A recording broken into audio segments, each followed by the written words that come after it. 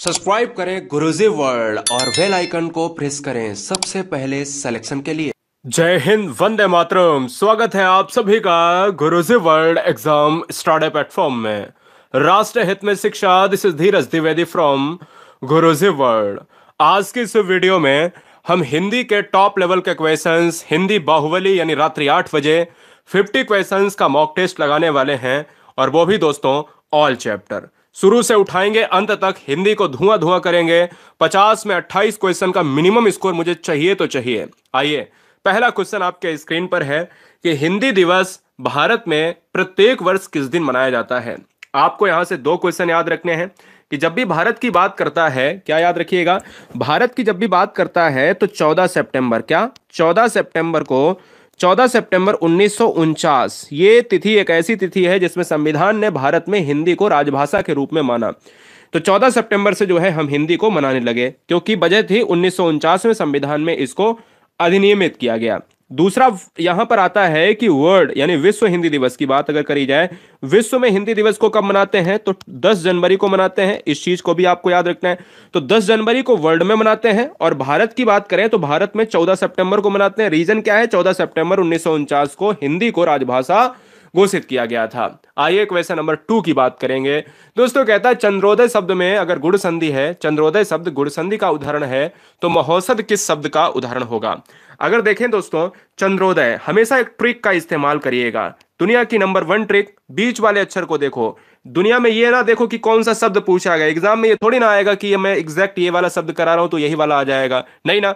चंद्रोदय में देखिए बीच वाले अक्षर पर डंडा किस मात्रा किसकी है, ओ की मात्रा है। अगर एक मात्रा है तो वो हो जाएगी वृद्धि संधि या गुण संधि, तो हो जाएगी गुण संधि, है ना। अगर दो मात्राएं इसी में लग जाती हैं, जैसे महोषधि, तो बढ़ने को क्या कहा जाता है, बढ़ने को कहा जाता है वृद्धि संधि। मैं कैसे कहता हूं, मैं देखिएगा, जैसे सुरेश है, सुरेश में कितनी मात्राएं हैं, बीच वाले अक्षर पर एक मात्रा, तो गुण संधि। और यहीं पर अगर मैं कह देता हूं बीच वाले अक्षर पर एक एक में कौन सी संधि है, तो एक एक में दो मात्राएं हैं, तो यहां पर वृद्धि संधि। तो इस क्वेश्चन में ऑप्शन 2 नंबर का आंसर जाएगा 4 के साथ। अगला क्वेश्चन है आपके स्क्रीन पर 3rd नंबर, आपको लॉक करना है, आपको जवाब देना है। बताइए आंसर क्या होगा। देखिए दोस्तों, आपसे कहता है कि इनमें से संयुक्त व्यंजन कौन सा है। आज यहां पर रिकॉर्ड बना देना है अपने स्कोर का, मैं इतना ही कहूंगा, आज अपने स्कोर का रिकॉर्ड बना देना है दोस्तों। आज क्वेश्चंस का लेवल बहुत अलग है। इनमें संयुक्त व्यंजन कौन सा है, तो देखिएगा, जब भी हम बात करते हैं संयुक्त व्यंजन की, छ, त्र, ज्ञा और स्रा, क्या है, छत्र, ज्ञा और स्रा, ये चार क्या होते हैं, ये चार होते हैं भैया संयुक्त व्यंजन होते हैं, संयुक्त व्यंजन होते हैं। अब पर देखिएगा, संयुक्त व्यंजन होते हैं, अच्छा कौन सा है पूछा है, नहीं नहीं, ये मैंने शायद बोला हो कि कौन सा नहीं है, तो कोई बात नहीं। देखिए ये है आपका स्पर्श व्यंजन, ये भी स्पर्श व्यंजन, ये भी स्पर्श व्यंजन, कौन सा है, तो आप देख रहे हो कि इसमें क्या आ रहा है, आंसर हमारा 2 हो जाएगा। बढ़ेंगे अगले क्वेश्चन की तरफ। क्वेश्चन नंबर 4 आपके स्क्रीन पर है, ताल ठोक कर आपको जवाब देना है, आपको लॉक करना है। बताइए।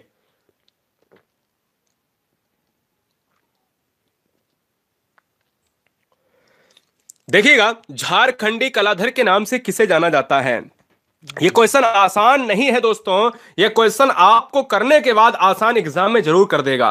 देखिएगा, जब भी बात करते हैं झारखंडी कलाधर के नाम से, तो जयशंकर प्रसाद इस क्वेश्चन का आंसर होगा। जयशंकर प्रसाद को झारखंडी कलाधर के नाम से जाना जाता है। साथ ही साथ में एक नाम और है जिसको कहा जाता है छायावाद का जनक। छायावाद का जनक भी कहा जाता है, इसलिए छायावाद के जनक के रूप में जयशंकर प्रसाद हैं। छायावाद के साथ साथ एक और याद रखना है कि इन्होंने एक महाकाव्य लिखा है। क्या महाकाव्य लिखा है, जिसका नाम है कामायनी, जिसका नाम है कामायनी। यार इसको भी कतई नहीं भूलना है। अगला क्वेश्चन आपके स्क्रीन पर है, आपके स्क्रीन पर 5वां नंबर कहता है इनमें से कौन सा विपरीतार्थक शब्द पतझड़ का है। आपको बताना है कि पतझड़ जो है किसका जो है विलोम शब्द हो जाएगा, या पतझड़ का विलोम शब्द क्या होगा। बहुत 2 क्वेश्चन बनेंगे। अच्छा ये बताओ, पतझड़ में समास कौन सा है और पतझड़ में विलोम कौन सा है। हाँ, दोनों क्वेश्चन आपको बताना है।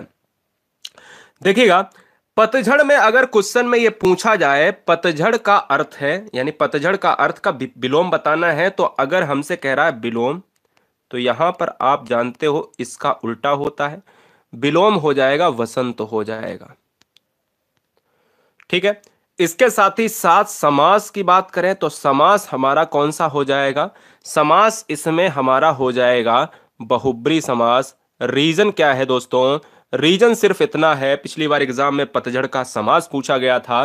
पतझड़ अर्थात जिस ऋतु में पत्ते झड़ते हैं, दोस्त सुनिएगा ध्यान से, जिस ऋतु में पत्ते झड़ते हैं अर्थात पतझड़, यानी उस क्वेश्चन में समास होगा बहुब्री और उसमें विलोम होगा वसंत। अगला क्वेश्चन, वादशाह दर्पण किसकी रचना है?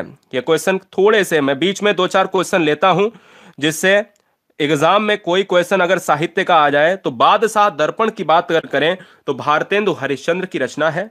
भारतेंदु हरिश्चंद्र ने बादशाह दर्पण को लिखा है। भारतेंदु हरिश्चंद्र को कहा जाता है हिंदी का आधुनिक जनक कहा जाता है, इसलिए right answer option number D होगा। अगला क्वेश्चन है 7 नंबर, चैप्टर का नाम है क्या? यहां पर अलंकार क्या है? अलंकार से प्रश्न है। यहां लिखना भूल गया हूं कि अलंकार बताना है, कौन सा अलंकार होगा? मखमल के गले पड़े हाथी सटीला, मखमल के गले पड़े हाथी सटीला, बताइए कौन सा अलंकार होगा? जब भी ट्रिकी मेथड में जाते हैं, हिंदी के ट्रिकी वेस्ट मेथड में, तो उसमें देखिए सासी सम आता है, तो सासी सम का मतलब है उपमा अलंकार। और उपमा अलंकार में क्या होता है कि जब कंपैरिजन होती है, तुलना होती है, दो या दो से अधिक चीजों में तुलना होती है, तो उपमा अलंकार होता है। और ट्रिक की बात करें, जहां पर सा आता है, सी आता है, सम आता है, सरिस आता है, वहां पर हमारा तुलना के लिए उपमा होता है। अगला क्वेश्चन आपके स्क्रीन पर छंद से भी लिया है, मतलब रात्रि 8 बजे आपके ऑल चैप्टर आते हैं, हिंदी के ऑल चैप्टर को हम कराते हैं। ऑल चैप्टर के लिए 8 PM पर आपको निशुल्क क्लास मिलती है, सब्सक्राइब कर लें सभी चैप्टर के लिए। सुनु सिए सत्य असीम हमारी, पूजहि मन कामना तुम्हारी। याद रखिए कॉन्सेप्ट यह है कि अगर इनकी मात्राओं को गिनना आ गया, तो उसमें अगर आपने मात्राओं को देख लिया और ये देख लिया कि कहां कहां पर मात्राएं कितनी कितनी आती हैं, तो आप ये कह सकते हो कि उसमें हमें कोई दिक्कत नहीं होगी। ठीक है, क्लियर है? देखो दोस्तों, यहां पर जो आंसर हो जाएगा वो चौपाई हो जाएगा। मैं आपको कैसे बताता हूं, मैं आपको बता देता हूं मात्राओं को गिन के। यहां पर देखिए 1 2 3 4 5 6 7 8 9 10 11 12 13 14 15 16, यानी बड़ी मात्रा है वहां पर 2 गिना जाता है और छोटी है वहां पर 1। यानी इस पूरे पंक्ति में, इस पूरे यहां पर पैराग्राफ में 16 मात्राएं आती हैं। 16 मात्राएं किसमें होती हैं? चौपाई में होती हैं। बस कॉन्सेप्ट यहीं पर है। और यहीं पर भी आगे भी 16 मात्राएं, आपको प्रत्येक चरण में 16 मात्राओं की बात चौपाई ही करता है। सोरठा में आपकी जो मात्राएं होती हैं वो 11 11 13 13 होती हैं, और दोहा में जो मात्राएं होती हैं वो 13 13 11 11 मात्राएं होती हैं। और दोस्तों, प्रथम और तृतीय चरण में ध्यान दीजिएगा, प्रथम और तृतीय चरण में यहां पर 12 12 और 7 7 मात्राएं होती हैं, और यहां पर 16 16 मात्राएं होती हैं, इसलिए राइट आंसर 2 चला जाएगा। अगले क्वेश्चन की बात करेंगे तो बरबे में होती हैं 12 7, दोहा में होती हैं 11 13, और सोरठा में होती हैं, हाँ, दोहा में होती हैं 13 11 और सोरठा में होती हैं 11 13, और साथ ही साथ चौपाई में होती हैं 16 16। सारी चीजें मैं आपको बता रहा हूं। निम्नलिखित में एक शब्द में द्विगु समास है, उस शब्द का चयन करना है। शब्द में द्विगु समास है तो द्विगु समास का मतलब है कि जहां पर संख्या को रिलेट करा जाता है, जहां पर संख्यावाची पद प्रधान होता है, क्या होता है? पद प्रधान होता है। और जहां पर संख्यावाची पद प्रधान होता है वहां पर हम कहेंगे वो ढूंढना पड़ेगा। सप्ताह में 7 दिन होते हैं तो 7 डेज के लिए एक सप्ताह होता है, और 7 क्या है? एक नंबर है, एक संख्या है, और पद प्रधान है तो हो जाएगा द्विगु समास। हिंदी के कितने मूल सर्वनाम हैं? सर्वनाम की बात करें, जो सर्वनाम यानी प्लेस ऑफ नाउन, क्या? Place of noun. Place of noun का मतलब होता है प्रोनाउन, यानी प्रोनाउन का मतलब होता है कि जो नाउन के पहले यूज होता है, और नाउन नाउन की जगह पर यूज होता है। मतलब कहते हैं कि राम अच्छा लड़का है, वह शरारती भी है, तो वह यह क्या है? ये है आपके सर्वनाम। यानी जो नाउन की जगह पर यूज होता है वो सर्वनाम है। और सर्वनाम वैसे 6 प्रकार का होता है, लेकिन मूल सर्वनाम कितने हैं? 11 प्रकार के हैं। इसलिए इस क्वेश्चन का जो आंसर है वो दोस्तों ऑप्शन नंबर डी हो जाएगा। याद रखना है दोस्तों। बढ़ेंगे क्वेश्चन नंबर 11 पर, क्या कहता है आपको लॉक करना है, बताइए।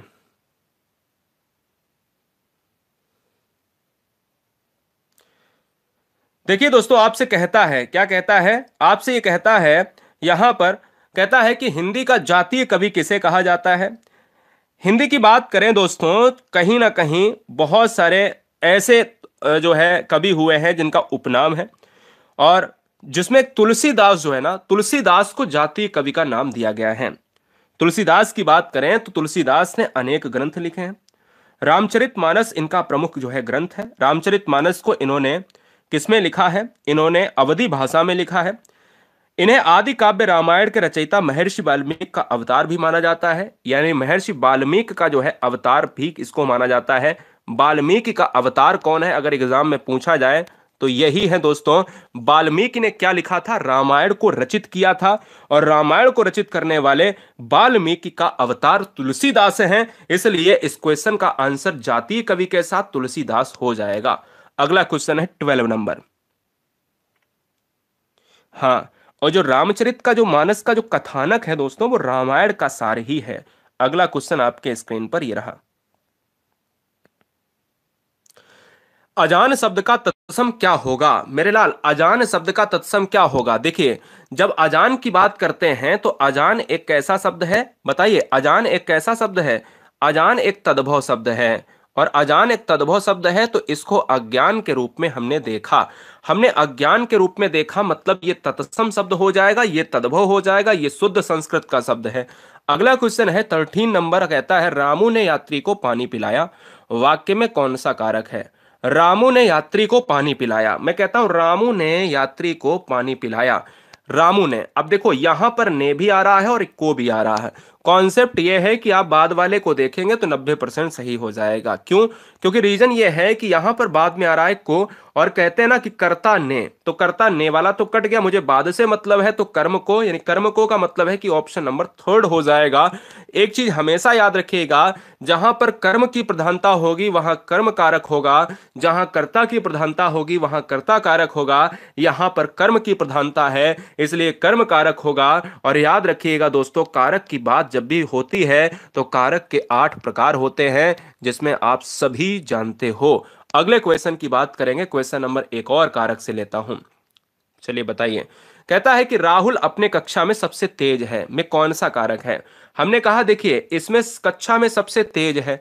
हमने यहां पर ये देखा कि जब भी प्लेस के लिए, जब भी विभक्ति के लिए में आता है, जब भी विभक्ति के लिए पर आता है, अरे किस में तेज है? मैंने कहा कक्षा में तेज है। आधार को इंडिकेट कर रहा है, अधिकरण कारक होगा, क्योंकि विभक्ति में अधिकरण कारक में और पर आता है। अगला 15 नंबर आपके स्क्रीन पर है और चैप्टर का नाम है अलंकार। आपको यहां पर अलंकार बताना है। मैं बिल्कुल कॉन्सेप्ट के साथ चल रहा हूं, आप चीजों को देखिएगा। कॉन्सेप्ट और ट्रिक क्या है, मैं ट्रिक बता देता हूं आपको। दुनिया की कोई भी पंक्ति आपके एग्जाम में आए, उसमें अलंकार पूछे, तो उसमें यह देखिएगा कि क्या सा और सी आ रहा है तो उपमा मार दीजिए, क्या उसमें शब्द आ रहे हैं तो यमक मार दीजिए, क्या उसमें कोई तुलना की जा रही है जिसमें हूबहू उसी शब्द को बता दिया गया है कि नहीं वो चीज वही है तो रूपक मार दीजिए, और क्या उसमें मनहु जनहु मानव तानहु ऐसे शब्द आ रहे हैं तो उसमें देखिएगा उसमें आपके शब्दों में उत्प्रेक्षा हो जाता है। और याद रखिएगा उत्प्रेक्षा अलंकार क्या है, मनहु के साथ इस क्वेश्चन का आंसर सटीक बैठ जाएगा। अगला क्वेश्चन स्क्रीन पर 16 नंबर। हाँ चलिए बताइएगा दोस्तों, आंसर क्या हो सकता है। आपसे कहता है मेरे लाल कि जब तक वह घर पहुंचा, देखिए एक से एक यूनिक कॉन्सेप्ट आपको मिल रहा है। 16 नंबर देखिए कॉन्सेप्ट क्या है, आपको क्या लगता है? बहुत जबरदस्त कॉन्सेप्ट है, समझिएगा। कहता है कि जब तक वह घर पहुंचा तब तक उसकी मां जा चुकी थी। अच्छा ये मुझे बताओ कि जब तक वह घर अगर नहीं पहुंचता तो उसे पता चलता क्या? नहीं ना। क्या उसे पता चलता? नहीं ना पता चलता दोस्तों, याद रखिएगा। चलो भाई देखिए दोस्तों, क्या कहता है कि इस क्वेश्चन का आंसर मिश्र वाक्य हो जाएगा। कंडीशनल जो वाक्य होते हैं, कंडीशंस पर आधारित होते हैं, जहां कंडीशंस हैं वहां मिश्र वाक्य होगा। रीजन क्या है मिश्र वाक्य का? कि जैसे जब तक पानी नहीं बरसेगा तब तक फसल अच्छी नहीं होगी, यानी जब तक तब तक को रिलेट, बिल्कुल जहां जब तक आया है तो तब तक जरूर आएगा, है ना। याद रखिएगा, यदि तुम नहीं आओगे तो यदि के बाद हमेशा तो भी आएगा, आगे कहीं ना कहीं तो जरूर मिलेगा। यदि तुम नहीं आओगे तो मैं नहीं जाऊंगा, यदि तुम नहीं आओगे तो मैं नहीं पढ़ूंगा, यदि तुम नहीं खाओगे तो मैं भी नहीं खाऊंगी, है ना। तो इसलिए इस क्वेश्चन का जो राइट आंसर है मिश्र वाक्य कंडीशंस पर आधारित होती हैं। अगर खा लोगे तो मैं भी खा लूंगी। इस तरीके के कॉन्सेप्ट को आप मिश्र वाक्य में जोड़ेंगे। अगला कॉन्सेप्ट आपके स्क्रीन पर। अब से कहता है दोस्तों कि माँ ने बच्चे को खाना खिलाया, माँ ने बच्चों को खाना खिलाया। अगर यह कर्म कारक का उदाहरण है तो विंध्याचल से कावेरी प्रभावित होती है, तो यह बताइए कौन सा कारक का उदाहरण है। बड़ा अच्छा प्रश्न है, लॉक किया जाए। माँ ने बच्चे को खाना खिलाया, बिल्कुल सही बात है कि को आया है तो कर्म कारक हो जाएगा। यहां पर तो एक बात तो कंफर्म हो गई। लेकिन विंध्याचल से अगर कावेरी, यानी जो विंध्याचल से पर्वत से कावेरी अगर निकलती है, मान लो ये पर्वत है और इस पर्वत श्रृंखला में बीचों बीच से नदी आती है, और उस नदी का नाम क्या है, इस नदी में क्या है, इस नदी में पानी बह रहा है। और इस नदी में पानी बह रहा है दोस्तों, तो इसमें कहीं ना कहीं अलगाव का है, और अलगाव का कॉन्सेप्ट ये लगता है कि अपादान होगा, बिल्कुल होना चाहिए। जो बच्चे ये सोच रहे हैं कि पानी तो अलग ही नहीं हो रहा है, वहां से जो पानी निकला था क्या वो वहीं पर है, ऐसे याद कर लो। तो कॉन्सेप्ट में याद रखो, जब कोई गंगा बहती है, जब कोई नदी बहती है, जब कोई भी चीज चाहे झील हो, पानी का भी अलगाव होता है, सेपरेशन होता है, वहां पर आपको लॉक करना होता है। अगला क्वेश्चन आपके स्क्रीन पर।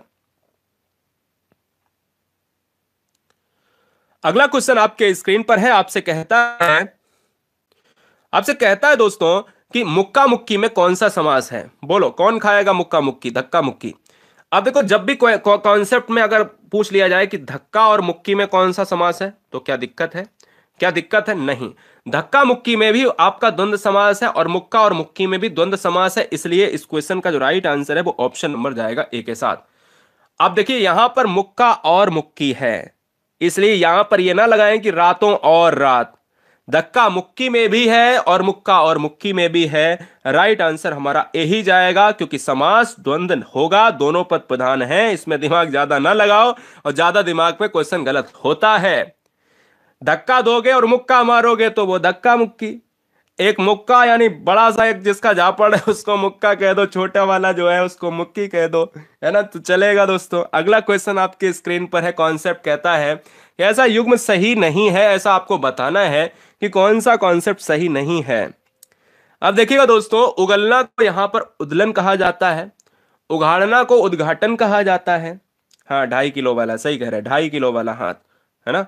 चलो, कबूतर को कपोत कहा जाता है और कटहल को कमफल कहा जाता है।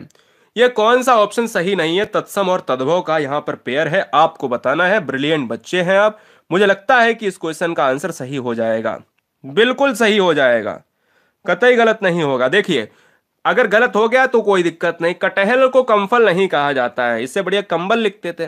कटहल को क्या कहा जाता है? कंट फल कहा जाता है। कैसे याद करोगे? अच्छा ये बताओ, कटहल देखा है ना? ऐसा तो नहीं है कोई बच्चा यहाँ मॉरिशस से आया है, कोई बच्चा यहाँ ऑस्ट्रेलिया से आया है, इंग्लैंड से आया है, गौरी व्हाट इज कटहल है। हाँ, चलो भाई बताओ। तो कटहल होता है कांटे वाला, है जिसको जो है बड़ा मुश्किल में छीला जाता है। अपनी मम्मी से पूछो कैसे कटहल को काटा जाता है, और काट काट के उसको जो है बनाया जाता है। कटहल में होते हैं कांटे, और कांटे वाला जो है कंटफल कहलाता है, इसलिए राइट ऑप्शन जाएगा 4 के साथ। अगला क्वेश्चन स्क्रीन पर ये रहा, आपको बताना है।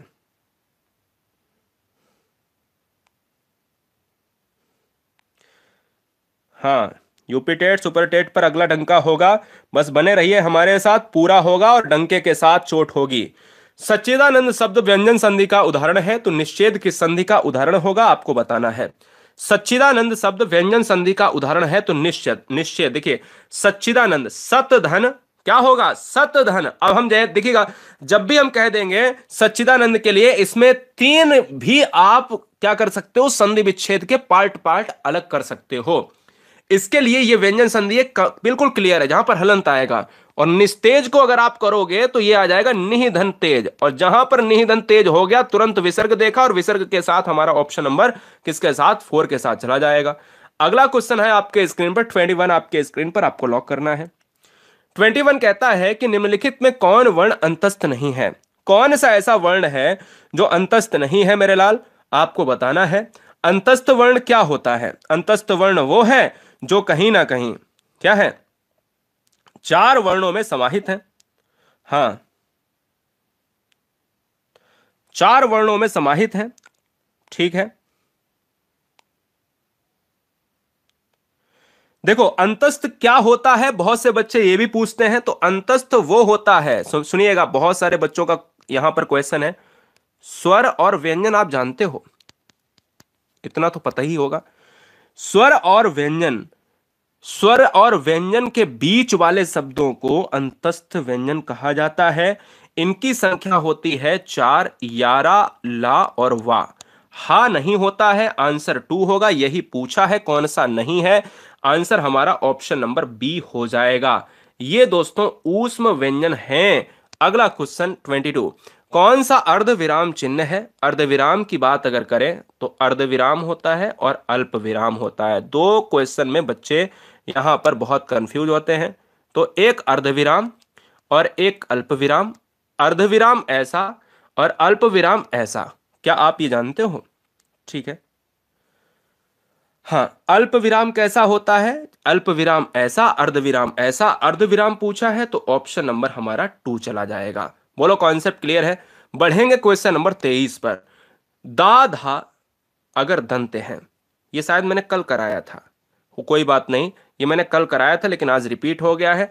नए बच्चे जान लें कि दा अगर दंत में आता है, धा भी दंत में आता है। बा को बोलने के लिए आप ओष्ठ का प्रयोग करोगे और भा को बोलने के लिए ओष्ठ का प्रयोग करोगे। क्वेश्चन नंबर 24 स्क्रीन पर अभी अभी कॉन्सेप्ट में बताया कि यारा लावा, ये स्वर ना तो स्वर है और ना व्यंजन है, बल्कि हैं क्या? ये बीच में आते हैं। स्वर और व्यंजनों के बीच में आने वाले शब्दों को अंतस्थ व्यंजन कहा जाता है, जिनकी संख्या हिंदी वर्णमाला में 4 होती है।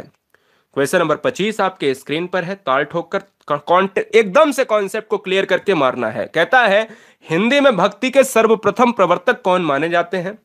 कबीरदास, तुलसीदास, रामानुजाचार्य या फिर रैदास? बताइएगा कि इस क्वेश्चन का आंसर होगा तो होगा क्या। देखिएगा दोस्तों, हम आपको 2 क्वेश्चन यहां पर बता रहे हैं। कबीरदास की बात करें तो साखी सवद रामायणी के लिए कबीरदास जाने जाते हैं। तुलसीदास रामचरितमानस वगैरह, रामायण बरवे वगैरह, और आपको पता है कि तुलसीदास को कहा जाता है जातीय कवि भी कहा जाता है। एक और चीज मैं आपको बता देता हूं, रामानुजाचार्य इस क्वेश्चन का आंसर हो जाएगा। जो सबसे पहले प्रवर्तक माने जाते हैं भक्ति के, वो रामानुजाचार्य हैं। तो आंसर 25 का आंसर क्या चला जाएगा? सी के साथ लॉक हो जाएगा। अगला क्वेश्चन है 26। बहुत ही इंटरेस्टिंग क्वेश्चन है दोस्तों, मुझे लगता है कि आपको करना चाहिए। क्यों करना चाहिए? कि यजमान किस प्रकार का शब्द है? आपने देखा होगा कि हर धर्म में कहीं ना कहीं यजमान होते हैं, जिसमें अगर हिंदू धर्म की बात करें तो हर जगह आपको यजमान देखने को मिलेंगे। और यजमान का कार्य बहुत ही पवित्र होता है। यजमान को देखा जाए तो यजमान कहा कम जाता है, जिसको जजमान कहा जाता है। क्या कहा जाता है? जजमान कहा जाता है। यजमान कम कहा जाता है लेकिन जजमान ज्यादा कहा जाता है। और जजमान अगर ज्यादा कहा जाता है तो आपको पता होना चाहिए कि जजमान हो जाता है आपका तद्भव और यजमान हो जाता है आपका तत्सम। तो 26 का नंबर जो आंसर है वो ऑप्शन नंबर फर्स्ट चला जाएगा। मेरी बात समझ रहे ना? बहुत बढ़िया। अगले क्वेश्चन नंबर 27 पर बढ़ेंगे तो कौवा शब्द का स्त्रीलिंग रूप क्या है? कौवा की बात करें, कौवा क्या है? कौवा की अगर मैं बात करता हूं तो कौवा का स्त्रीलिंग होगा कव्वी होगा। क्या होगा? कौवा का कव्वी होगा। कौवा का अगर कव्वी होगा तो ऑप्शन नंबर 2 लॉक हो जाएगा। ये आज तक आपने नहीं पढ़ा होगा, मैं आपको बताता हूं। एग्जाम में ट्रेंड होने वाला 10 बार, 10 से 12 बार, 10 से 12 बार एग्जाम में ट्रेंड हो चुका है। कौवा का कव्वी होता है। आज जान लो कि कौवे के भी भैया क्या होती है? प्रेमिका होने वाली है। 28 नंबर आपके स्क्रीन पर है, आपको लॉक करना है, जवाब दीजिएगा। आपसे कहता है कि निम्नलिखित वर्णों में कौन सा वर्ण मूर्धन्य ध्वनि है? कौन सा वर्ण मूर्धन्य ध्वनि है? आपको जवाब देना है, बताइए आंसर क्या होगा। बहुत सुंदर।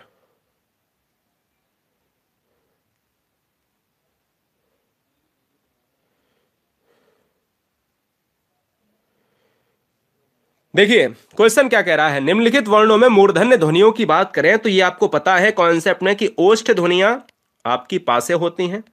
तालव्य ध्वनियां जिसको तालु कहा जाता है तो तालु हो जाएंगी। ये आपकी टा वाली वर्ग की ध्वनियां तो मूर्धा हो जाएंगी, तो मूर्धन्य हो जाएंगी। आपकी ये वाली ध्वनियां तो ये वाली आपकी हो जाएंगी ताथा दादा, ये आपकी दंते हो जाएंगी। और हमारा जो आंसर यहीं तक सीमित था तो इसलिए इस क्वेश्चन का आंसर थर्ड होगा। उपवाक्य के पूर्व और पश्चात कौन सा विराम लगता है?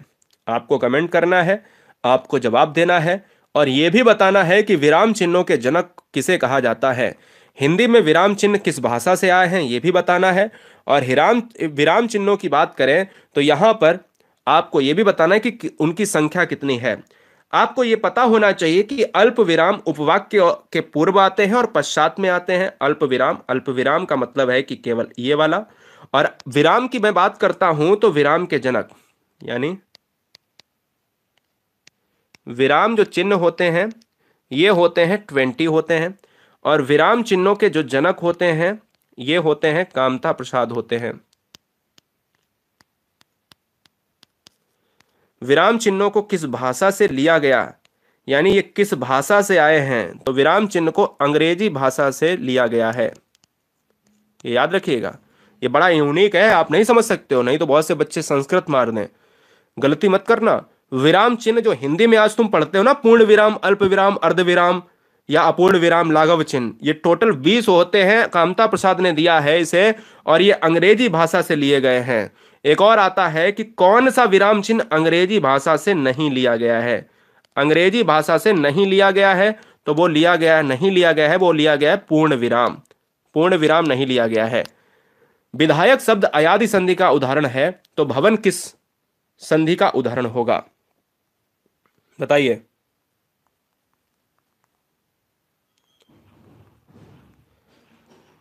बताइए भैया बताइए। देखिएगा, विधायक संधि में भी अयादि है, तो अयादि इसमें भी होगी, भवन में भी होगी। भवन हो चाहे पवन हो चाहे श्रवण हो, बोधन अन बराबर भवन होता है, अयादि संधि होगी। 3 अक्षर में अयादि लॉक करना है। क्वेश्चन नंबर 31, यहां पर बड़ा इंटरेस्टिंग क्वेश्चन है, आपको जवाब देना है। आपसे कहता है, क्या कहता है? कहता है मेरे लाल कि निम्नलिखित में कौन सा शब्द मात्रिक है, कौन सा अमात्रिक है। तो मुझसे पूछा है अमात्रिक शब्द। क्या पूछा है? अमात्रिक शब्द पूछा है, आपको बताना है। कैसे कहता है कि देखिए, अमात्रिक शब्द में देखिए नचना, यहां पर मात्रिक है। मात्रिक का मतलब वो होता है जिसमें मात्रा विद्यमान हो। मात्रा है ना पे, डाकघर, इस पे भी बड़े आ की मात्रा है। कोलाहल, यहां पर भी आपको मात्रा मिलेगी। चटपट इस क्वेश्चन का आंसर होगा। अमात्रिक का मतलब आ माने नहीं, मात्रिक माने मात्रा ना हो। जहां पर मात्रा विद्यमान ना हो वही अमात्रिक संधि हो जाएगी। अगला क्वेश्चन आपके स्क्रीन पर है 32, आपको लॉक करना है, आपको जवाब देना है। बताइए इस क्वेश्चन का आंसर क्या होगा। देखिए दोस्तों, आपसे ये कहता है, क्या कहता है मेरे लाल? आपसे ये कहता है कि साकेत पंचवटी पत्रिका के संपादक कौन है। साकेत और पंचवटी पत्रिका के संपादक कौन है? साकेत को लिखा है मैथिली शरण गुप्त ने, पंचवटी को लिखा है मैथिली शरण गुप्त ने, प्रेमचंद्र ने मंगलसूत्र लिखा है, भारतेंदु हरिश्चंद्र ने क्या लिखा है? भारतेंदु हरिश्चंद्र ने बादशाह दर्पण लिखा है, और भारत जननी लिखा है। जयशंकर प्रसाद ने कामायनी लिखा है। इसके साथ ही साथ मैथिली शरण गुप्त ने राष्ट्रकवि की पदवी भी धारण की हुई है, तो हिंदी का राष्ट्रकवि शरण गुप्त ही कहलाते हैं। एक बड़ा नया इंटरेस्टिंग क्वेश्चन आपके स्क्रीन पर। आपसे क्या कहता है? आपसे कहता है कि निम्नलिखित में प्रेरणार्थक क्रिया कौन सी है। प्रेरणार्थक क्रिया कौन सी है, क्या आपको पता है? बहुत आसान है। देखिएगा, प्रेरणार्थक क्रिया वो होती है, क्या होती है? प्रेरणार्थक क्रिया वो होती है जिसमें प्रेरणा को दर्शाया जाए, जिसमें स्वयं कार्य नहीं किया जाए। स्वयं कार्य ना करो, किसी दूसरे से काम को कराया जाए। मेरी बात, एक बात ध्यान रखना, स्वयं कार्य अगर ना करो, किसी दूसरे से करा लो, तो वो है प्रेरणार्थक क्रिया। अगर देखो, वह जया से पत्र लिखवाती है तो ये काम हो गया, यानी वह उसने किया नहीं किया। किससे पत्र लिखवाया? जया से। मान लो आप जब छोटे थे तो आप अपनी मम्मी से होमवर्क या अपने भाई या बहनों से होमवर्क करा लेते थे या करा लेती थी, कुछ याद है ना? तो आप ये, मैं सेंटेंस बना देता हूं कि वह अपना होमवर्क अपने भाई से करवाती है या करवाता है। तो ये बताओ उसने किया क्या? नहीं। वह अपने कपड़े अपने पति से धुलवाती है, वह अपने कपड़े अपने बेटे से धुलवाती है। समझ में आया? तो इस सारे कॉन्सेप्ट में एक चीज समझ में आ रही कि स्वयं कार्य ना करो, किसी दूसरे से करवा लो, तो प्रेरणार्थक क्रिया आपको लॉक कर लेना है। अगला कॉन्सेप्ट आपके स्क्रीन पर, निम्नलिखित में कौन सा शब्द स्त्रीलिंग और पुल्लिंग दोनों है? स्त्रीलिंग और पुल्लिंग दोनों है। ध्यान से पढ़ेंगे तो इस क्वेश्चन का आंसर 34 नंबर में समझ में आ जाएगा। बोले सर कैसे? मैं कहता हूं क्या, मैं कहता हूं दोस्तों, मैं कहता हूं यहां पर आपको ध्यान देना है कि देखिए, अगर तार है तो तार को हम पुल्लिंग ले लेंगे, बार है बार किया जाता है पुल्लिंग, धार हमेशा गिरती है स्त्रीलिंग। हार की बात करें तो यही इस क्वेश्चन का आंसर होगा।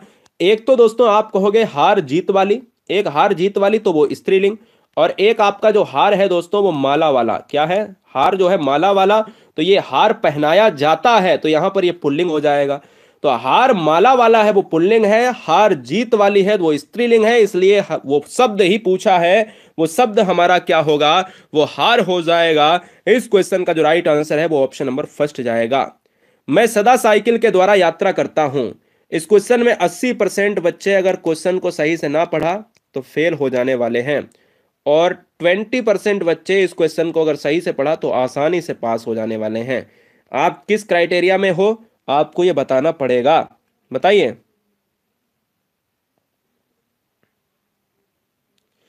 आप किस क्राइटेरिया में हो? मैं सदा साइकिल के द्वारा यात्रा करता हूं, 35 का बी। अरे भैया मार डाला यार। 35 का डी। अरे बहुत आसान है, कॉन्सेप्ट में तो आपने पढ़ा ही नहीं कि भाई जब कॉन्सेप्ट में ये साफ साफ है कि से या आता है या के द्वारा आता है, तो उसमें क्या है? करण कारक होता है, और करण कारक के द्वारा है, और करण कारक के द्वारा का मतलब है भाई इसमें के छुपा हुआ है, द्वारा तो लिखा है प्रभु। मैं कहता हूं मैं सदा साइकिल के द्वारा, मैं सदा साइकिल से यात्रा करता हूं, तो भी अगर द्वारा ना होता, अगर यहां पर ना होता मैं साइकिल से यात्रा करता हूं, तो आ जाता करण कारक। क्यों? क्योंकि उसमें साधन साइकिल है, इसमें द्वारा में भी साधन है। आंसर हमारा डी जाएगा। आप कौन हैं? इस वाक्य में उचित विराम चिन्ह का प्रयोग कीजिएगा। इस वाक्य में उचित विराम चिन्ह का प्रयोग करना है कि आप कौन हैं। आप कौन हैं? आप एक कौन है तो उसका नाम आपको बताना होगा, लेकिन क्वेश्चन मार्क तो लगाएंगे कि आप कौन है, कौन कब क्या कहां के लिए क्वेश्चन मार्क लगेगा मेरे लाल। इसलिए राइट आंसर प्रश्नवाचक। कुरान, बाइबिल, रामायण, यह वाक्य व्यक्तिवाचक के उदाहरण हैं, तो दानी, पापी, कमजोर, ताकतवर किसके उदाहरण हैं? कुरान, बाइबिल, रामायण यह वाक्य व्यक्तिवाचक के उदाहरण हैं, तो दानी, पापी। पापी क्या है? गुण है किसी व्यक्ति का। दानी क्या है? गुण है, दान करने वाला। कमजोर उसका गुण हो गया, ताकतवर उसका गुण हो गया, इसलिए गुणवाचक हो गया। अगला क्वेश्चन आपके स्क्रीन पर। ए ऐ ओ औ के बाद कोई भी भिन्न स्वर आकर मिल जाता है तो इसे क्या कहा जाता है? आपको पता है कि अगर ए ऐ की बात करता है कोई व्यक्ति, तो ए ऐ की बात जब भी करता है तो आपको पता होना चाहिए कि वो अयादि संधि की बात करता है। अयादि संधि की बात करता है। अयादि संधि में देखिएगा क्या है कि ए ऐ ओ औ के बाद कोई भी भिन्न स्वर मिलता है, 3 अक्षर वाले, चाहे बोधन अन भवन की बात हो, चाहे पोधन अन पवन की बात हो। अगला क्वेश्चन। स्वरों की सहायता से उच्चारित वर्ण को क्या कहा जाता है? बहुत ही इंटरेस्टिंग क्वेश्चन है। पूरे वीडियो में आसान क्वेश्चन भी हमने एक लिया है, ये 39 बहुत आसान है। एक क्वेश्चन और आसान मिलेगा, देखिएगा। आपसे कहता है कि स्वरों की सहायता से 10 PM पर आज दोस्तों रात के 10 बजे हम देखेंगे जीके सेक्शन पर प्रहार करेंगे। क्या आप सभी बच्चे सामान्य ज्ञान के लिए, सामान्य अध्ययन, live GK mock test, live GS के लिए तैयार हो? तो रात्रि 10 बजे जीके सेक्शन के लिए तैयार रहिए, और 8 बजे देश की नंबर 1 हिंदी के लिए तैयार रहिए। हम सभी सब्जेक्ट पर प्रहार करेंगे, इसलिए सभी बच्चे 8 बजे के लिए निशुल्क क्लास के लिए सब्सक्राइब कर लें, और रात के 10 बजे के लिए निशुल्क ऑल चैप्टर मॉक टेस्ट के लिए सब्सक्राइब कर लें। इन क्लासेस में सभी विषय को समाहित करेंगे दोस्तों। मैं धीरे धीरे सब कर रहा हूं। पूरे साल का करंट अफेयर फ्री आपको, पूरी हिंदी फ्री आपको, पूरी आपकी जीके सेक्शन में पॉलिटी हो, ज्योग्राफी हो, वर्ल्ड भूगोल हो, वर्ल्ड भारत का भूगोल हो, हिस्ट्री हो, कंप्यूटर हो, इवन रीजनिंग भी हो, सब कुछ आपके सामने हम लेकर आ रहे हैं, और सब हो रहा 10 बजे। आप सब्सक्राइब कर लें। आंसर जाएगा व्यंजन के साथ, ऑप्शन नंबर हमारा 2 हो जाएगा। स्वरों के साथ आएगा वो व्यंजन, और जो स्वतंत्र रहेगा वो स्वर। अब देखिए व्यंजन की बात हुई है, तो हिंदी में अगर देखा जाए तो स्वर होते हैं आपके 11 और व्यंजन होते हैं आपके 33 होते हैं, इसलिए इस क्वेश्चन का आंसर हमारा ऑप्शन नंबर फर्स्ट। निम्नलिखित में लास्ट के 10 क्वेश्चन पर प्रहार करिए। निम्नलिखित में कौन सा शब्द स्त्रीलिंग नहीं है? स्त्रीलिंग नहीं है, आपको बताना है। अब देखिए स्त्रीलिंग की बात अगर मैं कर रहा हूं तो स्त्रीलिंग में 3 तो होंगे, 3 तो होंगे ना, और 3 नहीं होंगे। स्त्रीलिंग में देखिए विश्वविद्यालय इस क्वेश्चन का आंसर हो जाएगा, क्योंकि गोष्ठी स्त्रीलिंग है, प्रजाति स्त्रीलिंग है, नगरपालिका स्त्रीलिंग है। विश्वविद्यालय हमेशा क्या है? पुल्लिंग होता है। हे अरे ओ ओए ए कारक, कहते ना हे राम, तो हे राम के लिए हम इस तरीके से लिखेंगे ना। और हे राम के लिए उल्टा आई बनाते हैं, और उल्टा आई का मतलब है संबोधन लगाते हैं, संबोधन कारक का मतलब है ऑप्शन नंबर 4। बिल्कुल क्लियर है। अगला है तन मन धन में कौन सा समास है? तन मन धन में कौन सा समास है, आपको लॉक करना है, बताइएगा, जवाब दीजिएगा। आप सभी के परिवारों को, आप सभी के माता पिता को मेरा प्रणाम, नमस्ते, आदाब, सत श्री अकाल, थाल ठोक कर जय महाकाल। मैं उम्मीद करता हूं कि आपका परिवार बहुत ही खुशमय होगा, बहुत ही उम्दा होगा। दोस्तों कैसे कैसे क्वेश्चन नंबर 43 का आंसर भैया हो जाएगा ए, तन मन धन। अरे भाई तन भी एक है क्या, मन भी एक अलग है, धन भी अलग है, तो द्वंद्व समास होगा कि नहीं होगा? जहां पर ये 3 भी मार रहा है कोई, तोप कहां है हमारी? आंसर हमारा ऑप्शन नंबर डी है, द्वंद्व समास, इसलिए कि पदों की प्रधानता द्वंद्व समास में है, और तो आ ही रहा है विभक्ति में, और तो लगेगा ही लगेगा। तन मन और धन, और आएगा तो द्वंद्व होगा। कितना कॉन्फिडेंस, कहां से लाते हो कॉन्फिडेंस? कौन है ये बच्चा? कर्मधारय होगा। भैंसिया जिसमें बांधी जाती खूंटा, उसको उखाड़ के मारेंगे। क्वेश्चन नंबर 44 देखिएगा, संज्ञा के स्थान पर प्रयुक्त होने वाले शब्द को क्या कहा जाता है? संज्ञा की बात करें यानी प्रोनाउन, प्लेस ऑफ नाउन की बात करेंगे तो प्लेस ऑफ नाउन यानी हम कहते हैं ना दोस्तों, उसको सर्वनाम कहा जाता है। और संज्ञा की विशेषता जो बताता है उसको विशेषण कहा जाता है। और जो वर्ब की बात करें, क्रिया होती है जो काम करने वाली स्थिति है, काम करने की वस्तु के साथ साथ हम क्रिया को लगाएंगे। सकर्मक अकर्मक 2 प्रकार की क्रियाएं हैं, और अव्यय वो जो किसी भी स्थिति में अपने आप को बदलता नहीं है। सर्वनाम इस क्वेश्चन का आंसर होगा। और सर्वनाम होते हैं 6 प्रकार के, मूल सर्वनाम होते हैं 11 प्रकार के। सर्वनाम इस क्वेश्चन को लॉक करेंगे। यानी अगला क्वेश्चन है 45। बताओ मेरे लाल। आधन ई बराबर ए, तो आधन ई बराबर ए होता है, तो मैंने कहा कि ये बताओ कि किसी भी संधि में आपने पढ़ा है कि एक मात्रा हो, मैंने कितना रटाया आपको, एक मात्रा अगर बीच में होती है, मैंने कहा क्या, मैंने आपसे कहा कि भैया ये बताओ राकेश, तो आधन ए ई बराबर ए हो जाता है। जब ए होता है तो यहां पर गुण संधि होती है, तो गुण संधि है तो ऑप्शन नंबर बी। विज्ञान शब्द में अब देखिए विज्ञान, तो विज्ञान में बी है, और ज्ञान विशेष ज्ञान, वी और ज्ञान विशेष ज्ञान, तो ऑप्शन नंबर 3। गरीबी भी एक प्रकार का अभिशाप है। इस वाक्य में गरीबी शब्द की संज्ञा आपको बताना है, आपको लॉक करना है। बताओ मेरे लाल। बहुत सुंदर,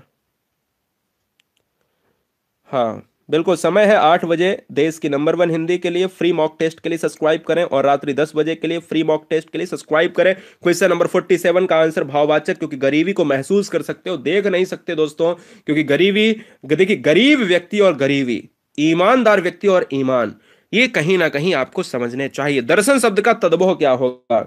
दर्शन का तद्भव क्या होगा? एक तो ये वाला है और एक तो ये वाला, इनको तो काट ही दीजिए, ये तो मुझे पता ही है कि इतना तो होशियार हो ही आप, दो ऑप्शन तो उड़ा ही सकते हो। यहां पर जो आंसर है वो ऑप्शन नंबर जाएगा 2 के साथ, ना कि ए के साथ। अगला क्वेश्चन है 49। निम्नलिखित में एक शब्द संधि की दृष्टि से अशुद्ध है, उस शब्द का चयन कीजिएगा। उस शब्द का चयन कीजिएगा, आपको जवाब देना है। देखिए शब्द की अगर मैं बात करूं तो संधि में देखा जाता है, आपने कभी पढ़ा है तत् धन उपरांत? तत् धन उपरांत बराबर होता है क्या पता है? तदुपरांत, और तदुपरांत होता है ना कि तदोपरांत होता है, ये गलत है। अगला क्वेश्चन, आदर शब्द का विशेषण बनेगा। यह क्वेश्चन आपके लिए रहेगा होमवर्क में, और मैं उम्मीद करता हूं कि बच्चों ने सब्सक्राइब कर लिया होगा, साथ ही साथ वीडियो को लाइक कर लिया होगा। और यह भी उम्मीद करते हैं आपने रात्रि 10 बजे जीके में आना है। जीके लाइव टेस्ट हम करेंगे, जिसमें पॉलिटी होगा, ज्योग्राफी होगा, हिस्ट्री होगा, सब कुछ होगा, इवन बायोलॉजी होगा। पूरा जीके को खत्म करने के लिए 10 बजे हम मानचित्र के साथ जीके को खत्म करेंगे। 8 बजे हिंदी, 10 बजे जीके, बात खत्म। आप सभी को बहुत सारा प्यार। Thanks for watching video. Guruji world exam study, वंदे मातरम, इनकलाब जिंदाबाद। आप सभी को बहुत सारा प्यार हृदय की अनंत गहराइयों से। Love you guys. सब्सक्राइब करें गुरुजी वर्ल्ड और बेल आइकन को प्रेस करें सबसे पहले सिलेक्शन के लिए।